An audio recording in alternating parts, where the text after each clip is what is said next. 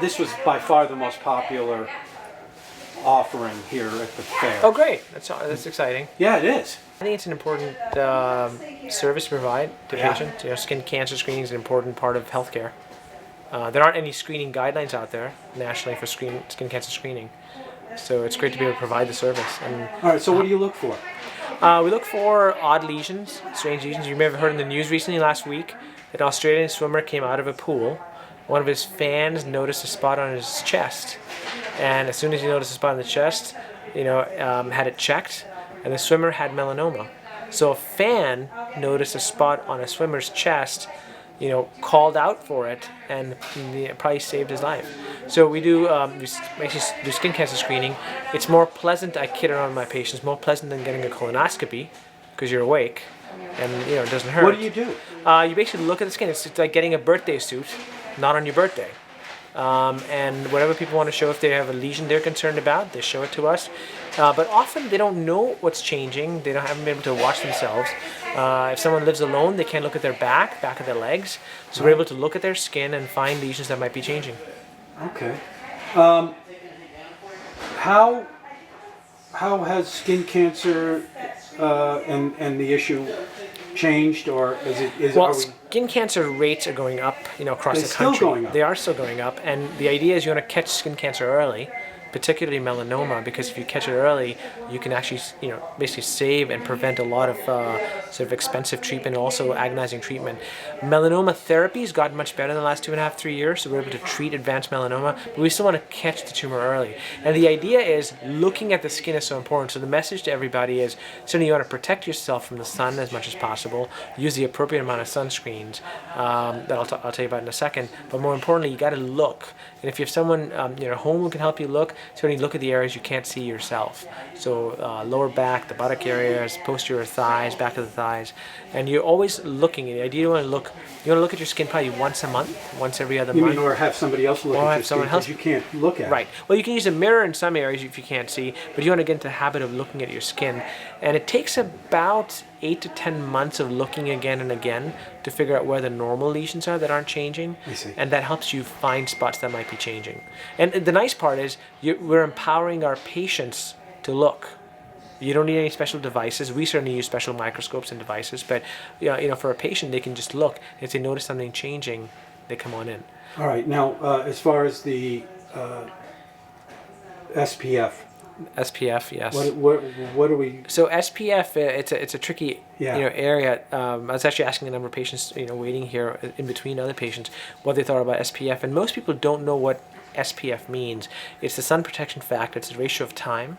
So SPF really buys you time protected against sunburn, if you will, and so it allows you to not burn with sunscreen on board. And so an SPF of 30 means it takes you 30 times as long to get a sunburn. But the idea is that the SPF you apply should be a 30 to 50 number, SPF, should be broad spectrum, and should be reapplied every 2 to 3 hours or after swimming or sweating. So waterproofing cannot be relied on anymore. You need to apply sunscreen if you're getting exposed to water, such as swimming, or if you're sweating. So you must reapply. And then it has to be broad spectrum, which implies that the sunscreen should be protective against ultraviolet A and ultraviolet B radiation. Is sunscreen the answer?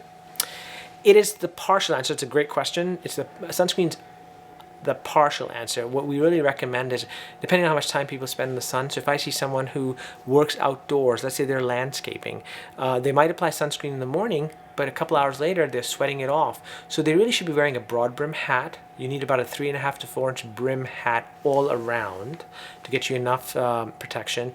On a reflective surface, all bets are off because there's reflected UV along with ambient UV, so it's a combination of things. You want to be careful about wearing sunscreen, obviously, on your face as well as your arms and legs and exposed body sites. But you want SPF-rated clothing potentially as well if you're out even longer. So if you're working, let's say, on the water, you're out in the sun for long hours, you want to wear an SPF-rated shirt. So a good example is a simple white cotton T-shirt probably has an SPF of less than 6.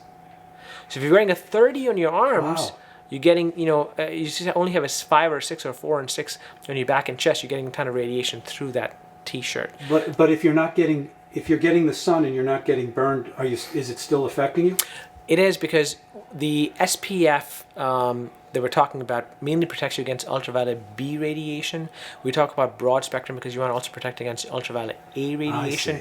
And A actually is much more deeper penetrating, can actually, we think, be more causative in causing melanoma. So you want to wear a broad spectrum sunscreen, and ideally... Cover before you put your t-shirt on?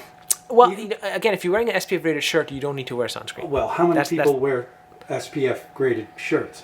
Not a lot of people, but it's funny, over the last decade or so on the beaches, I've noticed that kids are wearing shirts, sun shirts, Yeah, they are. rash guards. Right. Surfers certainly wear wetsuits. So certainly any kind of block, that's physical block, works very well. Another quick tidbit on sunscreen is you want to wear a sunscreen that contains zinc or titanium dioxide.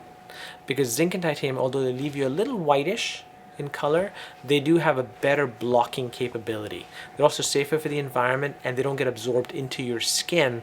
So if I was buying sunscreen for my kids, I'd buy sunscreen that contains zinc or titanium, or both.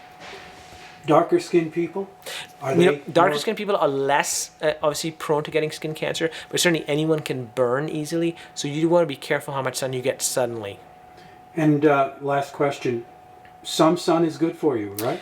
Some sun is actually very good for you. So early morning sun, late afternoon sun is pretty good. Again, this is not FDA guidelines. I'll go out on a limb and say that I tell my patients often, if you're going for a walk in the morning, before 7 a.m. or 8 a.m. in the summertime, or nowadays even, after about, let's say 7 or 8 a.m. or 8:30, 9 a.m., you can certainly walk out there with a short sleeve shirt, maybe shorts, get some sun in your arms and legs, 15, 20 minutes. Nice. Doesn't cause any damage, but you get vitamin D. Right. And maybe some other benefits that we're not familiar with right now. So all in moderation. But certainly, you don't need to be out there laying out in the sun at noon to 1. I used to do that all the time in the 70s. Well, as a kid. you don't need that. You don't need that for vitamin D. No. Right. But that was all for the look. Correct. Are you here all the time? I am Do here. you live on Nantucket? I do not live. I come here off and on through the year. Where do you live? I live out in Boston. Oh, okay. So, all right. Thanks. It's a pleasure. It was.